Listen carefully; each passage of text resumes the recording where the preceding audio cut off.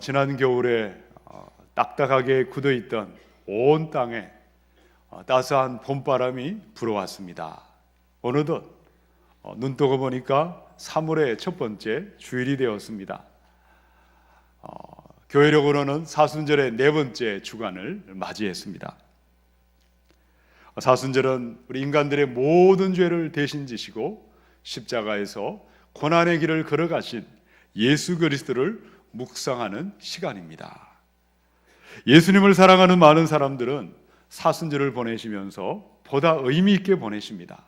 보다 값지게, 보다 바르게 보내시려고 많은 노력을 하시는 것이죠.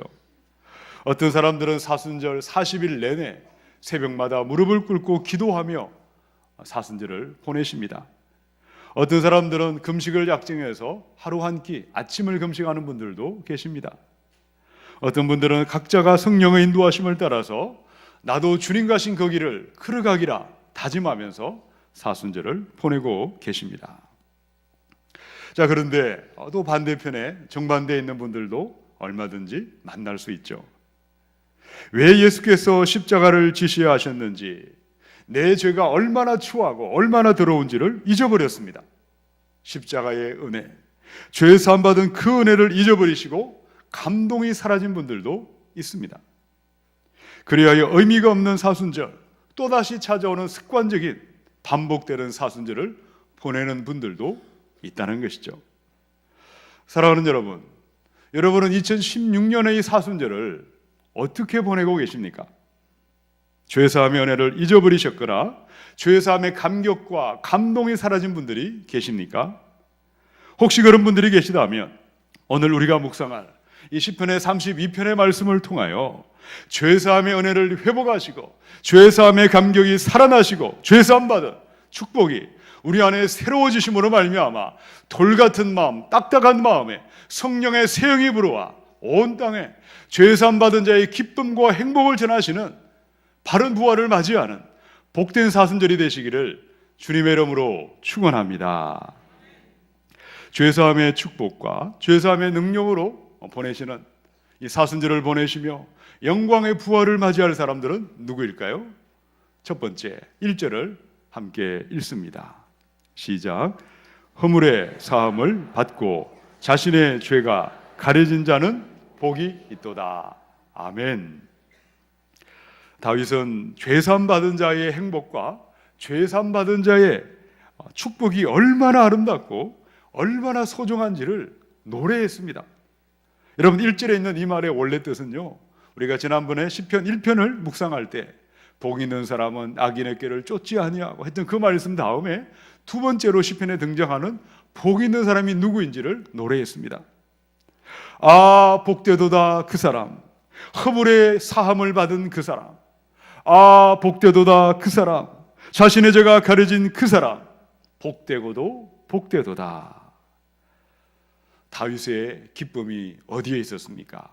다윗의 행복은 무엇이었습니까? 더 많은 금은 보화가 생겨난 것이 아니었습니다. 더 좋은 호월은 궁궐로 이사간 것도 아니었습니다. 더 많은 명예와 더 대단한 권력을 차지한 것도 아니었다는 것이죠. 내 죄가 용서받았다는 그 사실, 내 죄가 가리움 받은 죄사함의 은혜, 죄사함의 축복이 최고의 기쁨이었고 최고의 행복이었습니다. 자, 그렇다면 이 죄사함의 은혜가 임하고 죄사함의 축복이 임하는 비밀은 어디에 있을까요? 1절을 한 번 더 보시기 바랍니다. 허물의 사함을 어떻게 했죠? 받고. 허물이 무엇입니까? 허물은요, 살인하지 말라, 간음하지 말라, 하나님이 하지 말라고 금지하신 것을 행하는 것을 가리켜 허물이라고 말합니다. 그런데 그 허물에 죄가 용서함을 받았다. 이 받았다는 말은 무슨 말입니까? 누군가가 나의 허물을 용서해 주시는 분이 계신다. 이 허물을 면제해 주시고 제거해 주시는 분이 계시다는 것입니다. 자, 그 다음에 자신의 죄가 가려진 자는 복이 있다. 이 죄가 무엇입니까? 여호와를 경외하라, 말씀대로 순종하라, 내 부모에게 효도하라, 마땅히 해야 될 것을 하지 않은 것을 가리켜 죄라고 말합니다. 이 죄를 가리워 주시는 분, 덮어주시는 분이 계시는데 이분이 누구실까요? 에베소 1장 7절입니다. 함께 읽겠습니다. 시작. 우리는 그리스도 안에서 그의 은혜의 풍성함을 따라 그의 피로 말미암아 속량 곧 죄사함을 받았느니라. 아멘. 다윗의 죄가 어떻게 용서함을 받고 어떻게 그 모든 죄가 사라졌을까요? 어떻게 저와 여러분의 모든 죄가 속죄함을 받고 속량함을 받고 완전히 사라졌습니까?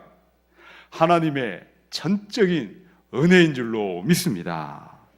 나 같은 죄인을 위하여 십자가에 피 흘려주신 예수의 피고세를 믿는 자마다 내 모든 죄는 사라지고 내 모든 죄가 덮임을 받고 용서함 받는 죄사함의 은혜가 임하고 죄사함의 축복이 임하게 될 줄로 믿습니다. 베드로전서 1장의 18절 19절입니다. 너희가 알거니와 너희 조상이 물려준 헛된 행실에서 대속함을 받은 것은 은이나 금같이 없어질 것으로 된 것이 아니요 오직 흠없고 점없는 어린 양 같은 그리스도의 보배로운 피로 된 것이니라. 아멘. 죄사함의 이 권세, 죄사함의 축복은요, 믿음을 가진 사람들에게 이 위대한 축복이 찾아옵니다. 우리가 고행을 한다든지 참선을 한다든지 무슨 좋은 일을 착한 일을 많이 한다고 해서 죄사함을 받을 수는 없습니다. 하나님 앞에 나의 죄인됨을 인정하시고 나의 죄를 자백하고 회개하고 내어드리기만 하면 하나님은 우리의 모든 죄를 용서해 주십니다. 동이소에서 먼 것처럼 우리의 죄를 옮겨주시고 우리의 죄를 깊은 바다에 던져버리시고 죄사함 받은 자의 기쁨과 행복으로 충만하게 인도해 주시는 줄로 믿으시기 바랍니다. 사랑하는 여러분, 여러분은 어떠한 분이십니까? 나의 죄를 숨기는 사람, 죄사함 받기를 거절하는 자가 되지 마시고 예수님의 피곤세를 믿으시기 바랍니다. 그 보혈의 피곤세를 믿는 믿음으로 죄사함의 은혜를 맛보며 누리며 온 땅에 전파할 수 있기를 주님의 이름으로 축원합니다. 잠언의 28장 3절입니다. 자기의 죄를 숨기는 자는 형통하지 못하나 죄를 자복하고 버리는 자는 불쌍히 여김을 받으리라. 두 종류의 사람이 있죠. 복 있는 사람들은 죄가 없는 척, 모르는 척 숨겨두지 않습니다. 자신의 죄를 숨기는 사람들은요, 죄로부터 저주가 시작이 됩니다.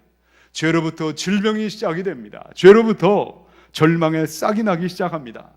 로마서 6장에 죄의 싹은 무엇입니까? 사망이니라.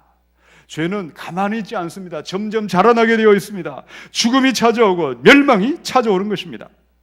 그러나 예수의 피를 믿는 사람, 그 죄를 자복하는 사람, 죄사함의 은혜가 임하고 죄사함의 축복이 임하는 줄로 믿습니다.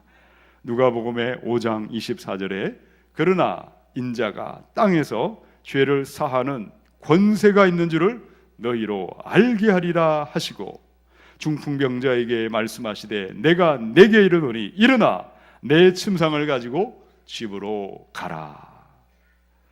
예수 그리스도는 우리의 모든 죄를 사하시는 죄사하심의 권세를 가지신 하나님의 아들이십니다. 여러분, 서기관들과 바리새인들은 예수님 앞에 자신의 죄인됨을 인정하지 아니했습니다. 예수님을 불신했고 대적하다가 그 죄로 말미암아 멸망당하고 말았습니다. 그러나 죄사함의 권세를 가지신 예수님을 믿는 사람, 그 앞에 나아가는 사람들마다 중풍병자처럼 죄사함의 은혜가 임하고 병마가 떠나가는 기적과 치유가 임하게 되는 줄로 믿으시기 바랍니다. 사랑하는 여러분, 오늘 주의 날 어떤 마음으로 이 자리에 앉아 계십니까? 하나님 앞에 나는 죄가 없습니다. 내 죄를 숨기는 자, 미련하고 악한 자가 되지 마시고 나의 죄인됨을 인정하시고 예수의 피곤세를 믿으심으로 절망이 떠나가고 병마가 떠나가고 죄사함의 은혜와 죄사함의 축복으로 새로운 기쁨으로 넘쳐나는 우리 모두가 되시기를 주님의 이름으로 축원합니다. 죄사함의 축복과 죄사함의 능력을 누리며 사순절을 보내는 사람들은 누구입니까? 두 번째 2절을 함께 읽습니다. 시작. 마음에 간사함이 없고 여호와께 정죄를 당하지 아니하는 자는 복이 있도다. 아멘. 마음에 간사함이 없다. 이 간사하다는 말은 무슨 말입니까? 가면을 쓰고 있다. 교활한 속임수가 마음에 있다. 여러분, 참으로 예수님을 믿는 사람들은요, 죄사함의 복을 받은 사람, 죄사함의 권세를 누리는 사람들은 성령님이 찾아오시고 성령님이 여러분의 마음에 임재하십니다. 여러분의 마음에 있던 옛사람의 본성을 미워하게 하고 제거하고 새롭게 기경하십니다. 그래야 내 속에 있던 교활한 속임수를 좋아하던 것을 미워하게 하십니다. 내 마음의 간사함이 사라지게 하고 진실하고 순전하고 정직한 마음으로 속죄 은총을 누리며 그 축복을 누리게 하시는 것입니다. 자, 그런데 오늘 교회 안에 있는 많은 사람들을 보시면 정직과 진실한 모습으로 죄사함의 은혜를 구하고 죄사함의 감격 가운데 살아가는 분들도 있지만 정반대의 사람들도 만날 수가 있다는 거죠. 참으로 많은 분들은 교회를 다니고 계십니다. 예수님을 알고 계십니다. 말씀도 듣고 있습니다. 봉사도 하고 있습니다만은 여전히 영적인 가면을 쓰고 예배당에 앉아 계십니다. 꾸미며 포장하며 외식하며 자신의 양심을 속이며 성령을 속이는 것을 모른 채 살아가는 것입니다. 죄사함의 은혜와 죄사함의 축복을 예전에는 맛보았지만 마음과 생각을 지키지 아니했습니다. 어느새 우리의 마음에는 정직함과 진실함이 떠나가 버리고 말았습니다. 부패하고 간사한 마음을 가지고 얼마든지 예배할 수가 있다는 것입니다. 바로 이 사람이 바로 누구였습니까? 다윗이었습니다. 사무엘하 11장 25절에 보니까 다윗이 전령에게 이르되 너는 요압에게 이같이 말하기를 이 일로 걱정하지 말라. 칼은 이 사람이나 저 사람이나 삼키느니라. 여러분, 무슨 말입니까? 다윗은 죄사함의 은혜를 감사하고 그 은혜 가운데 머물러 있을 때는요, 그 마음에 간사함이 없었고 교활함이 없었습니다. 그러나 죄를 미워하지 아니하고 죄를 짓고 회개하지 아니했을 때 점점 양심이 둔해지고 마비되기 시작했습니다. 결국 간사한 마음과 거짓된 마음이 찾아왔던 것이죠. 다윗은 우리아의 아내 이 바스바와 간음의 죄를 저질렀습니다. 죄를 짓고도 죄를 회개하지 아니했습니다. 뉘우치지 아니했을 때 죄는 점점 자라났습니다. 한순간 다윗의 마음에 간사함이 가득 차기 시작했습니다. 자신의 죄를 숨기기 위해서 전쟁터에 있던 우리아를 불러들였습니다. 술을 잔뜩 취하게 하고 집으로 보내서 자신의 아내와 통침을 해서 내가 범한 간음죄를 없애버리려고 했는데 뜻대로 되지 아니했습니다. 점점 다윗의 마음은 거짓과 간사함으로 충만해져 가기 시작했습니다. 마침내 우리아를 치열한 전쟁터의 한복판으로 보내어서 죽음을 가져오는 살인교사죄, 최악의 죄악을 저지르고 말았습니다. 자, 그런 다음에도 다윗이 무엇이라고 이야기를 했을까요? 이 말씀은 우리아가 죽었다는 말을 들었을 때 다윗이 입에서 내뱉었던 말입니다. 걱정하지 마라. 칼은 이 사람도 죽이고 저 사람도 얼마든지 죽일 수 있느니라. 여러분, 그 안에 있는 작은 죄악을 회개하지 아니했을 때 그 죄가 그 마음을 더럽고 추악하고 간사한 마음으로 변질시키고 말았습니다.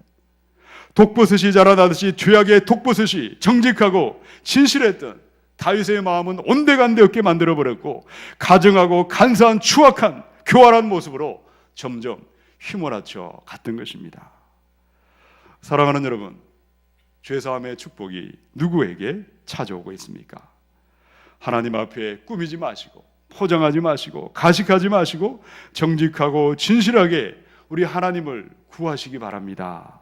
죄로 인해 양심이 마비된 간사함과 교활한 마음을 회개하시고 정직하고 진실한 그 모습 그대로 하나님을 구하심으로 말미암아 죄사함의 감격이 살아나시고 죄사함의 은혜를 맛보시며 죄사함의 축복을 온 땅에 전파할 수 있기를 주님의 이름으로 축원합니다. 디모데전서 1장의 19절입니다. 믿음과 착한 양심을 가지라. 어떤 이들은 이 양심을 버렸고 그 믿음에 관하여는 파선하였느니라. 디모데후서 2장 16, 17절. 망령되고 헛된 말을 버리라. 그들은 경건하지 아니하며 점점 나아가나니 그들의 말은 악성 종양이 퍼져나간 것과 같은데 그 중에 후메네오와 빌레도가 있느니라. 여러분, 2000년 전에 이 땅에 있었던 교회의 모습이나 21세기 교회의 모습이나 별반 차이가 없습니다. 그 당시에 주님의 교회 안에 있던 지도자들 중에 후메네오, 빌레도, 구리장색 알렉산더, 이들도 처음에는 예수를 믿음으로 죄사함의 은혜를 감사하고 예배했던 사람들이었죠. 그런데 이들이 어떻게 되었습니까? 그들의 마음에 거짓된 마음, 간사한 마음이 찾아왔을 때 그 마음을 물리치지 아니했습니다. 자기를 높이고 자신의 영광을 구하고 자신의 생각을 따라가다가 점점 타락하고 변질되고 멸망하고 말았던 것이죠. 그들의 삶이 우리에게 본보기가 되고 거울이 되어야 될 것입니다. 그러나 바울과 디모데와 수많은 믿음의 사람들의 모습은 어떠했을까요? 죄사함 받은 은혜를 잊은 적이 없습니다. 죄사함 받은 그 은혜를 감사하며 기뻐하며 하나님 전에 나아갈 때마다 정직하고 진실한 마음으로 그 모습 그대로 하나님의 은혜를 구하며 예배함으로 말미암아 죄사함의 은혜와 축복을 온 땅에 전하는 축복의 통로가 되고 형통의 통로가 된 줄로 믿으시기 바랍니다. 사랑하는 여러분, 오늘 예배 가운데 하나님을 찾고 있는 저와 여러분의 마음이 어디에 더 가까이 계십니까? 죄사함 받은 사람, 죄 용서 받은 사람이라 할지라도 우리가 착한 양심을 버리고 바른 믿음을 버리고 망령되고 헛된 말을 쫓아가면 우리 또한 후메네오와 빌레도가 될 수가 있다는 것입니다. 오늘 우리의 마음에 진정 정직하고 진실한 마음으로 하나님 앞에 기도하며 엎드리며 예배하는 바른 예배자들이 되셔서 죄사함의 감격과 축복을 온 땅에 전하시는 바른 부활의 인생으로 나타날 수 있기를 주님의 이름으로 축원합니다. 죄사함의 축복과 죄사함의 능력을 누리며 사순절을 보낼 사람들은 누구일까요? 세 번째, 3절, 4절을 읽겠습니다. 시작. 내가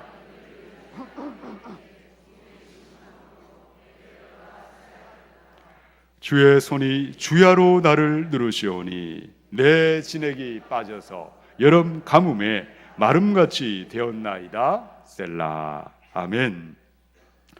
다윗이 죄사함의 기쁨과 죄사함의 행복을 노래했던 세 번째 이유가 무엇입니까? 내가 전에는 내 죄악을 숨겼습니다. 내 허물을 회개하지 아니했습니다. 얼마나 힘들고 얼마나 고단했던지 내가 종일토록 신음하다가 내 뼈가 골병들고 말았습니다. 죄를 짓고 죄를 토설하지 아니하고 죄 가운데 머물러 있을 때 주님의 손은 낮이나 밤이나 나를 누르시고 누르셔서 모든 진액이 빠져 말라 비틀어지고 말았나이다. 자신의 죄를 회개하지 아니하는 사람, 죄를 알지만 계속해서 죄 가운데 사는 자들은 영과 육의 고통이 찾아오는 것입니다.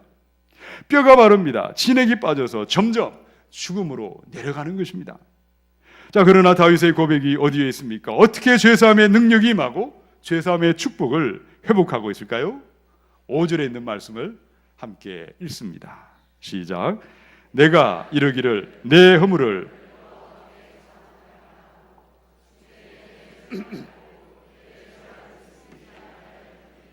곧 주께서 내 죄악을 사하셨나이다. 셀라.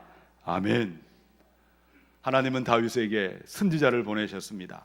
나단 선지자를 통해서 하나님의 예언의 말씀을 들었습니다. 말씀을 통하여 자신의 죄가 드러났습니다.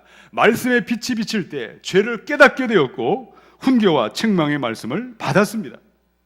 하나님의 영 성령의 강꿀하심으로 드디어 자신의 죄와 허물을 고백하고 회개하는 순간에 다윗의 마음을 누르고 있던 죄와 어둠과 저주의 그림자가 떠나가고 말았던 것입니다.